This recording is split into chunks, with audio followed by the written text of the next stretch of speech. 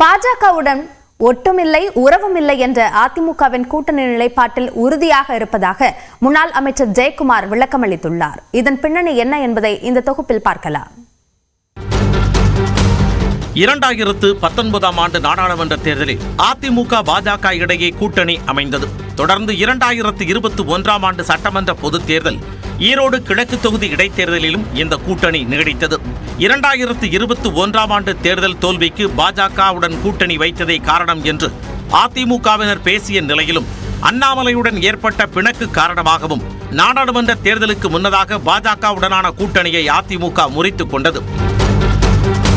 திமுக கூட்டணியில் இருக்கும் விடுதலை சிறுத்தைகள் கட்சி ஆட்சி அதிகாரம் என்ற கோரிக்கையை முன்வைத்ததால் அதிமுகவுடன் விசிக கூட்டணி அமைக்கலாம் என்று பேசப்பட்டது.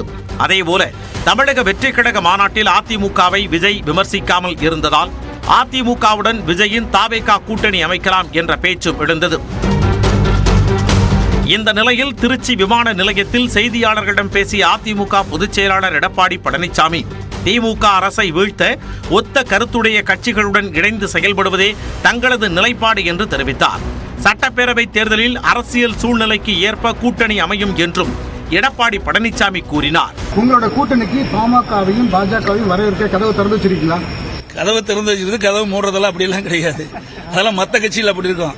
அதிமுக வரதை பொறுத்த வரைக்கும் ஒத்த கருத்துடைய கட்சிகள்லாம் இன்றைக்கு ஒன்று சேர்ந்து இந்த லஞ்ச லாவணியமுள்ள இந்த அரசை, மக்களோட ஆட்சி அகற்ற வேண்டும் என்பதுதான் எங்களுடைய நிலைப்பாடு. சூழ்நிலைக்கு தக்கவர் தான் கூட்டணி அமைக்கிறாங்க. அந்த தேர்தலுக்கு நெருங்கின்ற பொழுதுதான் அந்த கூட்டணி யாரோட தலைமையில யார் கூட்டணி இருப்பாங்க என்று தெரிய வரும். அதுக்கு முந்தி எது சொன்னாலும் நிக்காது. இதனால் பாஜகவுடன் அதிமுக மீண்டும் கூட்டணி அமைக்கலாம் என்ற கருத்து பரவியது. இந்த நிலையில் அதிமுக கள ஆய்வு குழுவுடன் எடப்பாடி பழனிசாமி ஆலோசனை நடத்திய நிலையில் செய்தியாளர்களிடம் பேசிய முன்னாள் அமைச்சர் ஜெயக்குமார், பாஜகவுடன் கூட்டணி இல்லை என்பதில் உறுதியாக இருப்பதாக தெரிவித்தார். பிஜேபியோட ஒட்டு இல்லை உறவில்லை என்ற அந்த நிலைப்பாடு எடுக்கப்பட்டு அதன் அடிப்படையில் அந்த முடிவும் அறிவிக்கப்பட்டது. ஏன்னா அந்த முடிவை பொறுத்தவரை எந்தவித மாற்றமும் இல்லை.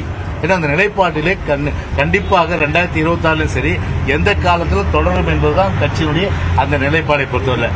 பிஜேபி தவிர்த்து கட்சிகள் அவங்க எங்க ஒத்த கருத்தோடு வரும்போது அது குறித்து கூட்டணி குறித்து பொதுச் செயலாளரும் அதை விட கட்சியை முடிவு செய்யும். இதுதான் அந்த நிலைப்பாடில அவர் சொன்னார் ஒழிய.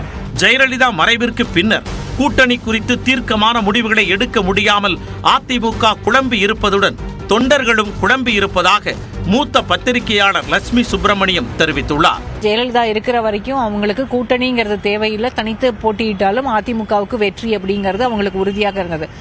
அதிமுக ஜெயலலிதாவினுடைய மறைவுக்கு பிறகு அந்த கூட்டணி அப்படிங்கிற ஒரு இதுக்குள்ள இன்னும் மாட்டிக்கிட்டு இருக்காங்க. அவங்க இன்னும் தனித்து வெற்றி பெற முடியும் அப்படின்ற ஒரு இடத்துக்கே வரல அப்படின்னு தான் தோணுது. ஸோ லீடர்ஷிப் ரொம்ப வீக்கா இருக்கு. அந்த லீடர்ஷிப்பால எந்த முடிவுகளையும் தீர்க்கமா எடுக்க முடியல.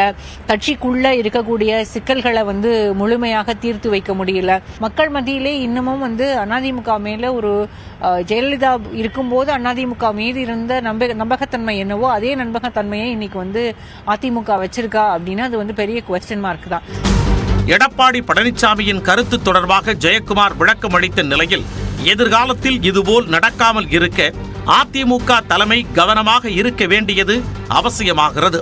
நியூஸ் 18 தமிழ்நாடு தொலைக்காட்சி செய்திகளுக்காக ஒளிப்பதிவாளர் பாண்டியனுடன் செய்தியாளர் சுபாஷ் பிரபு.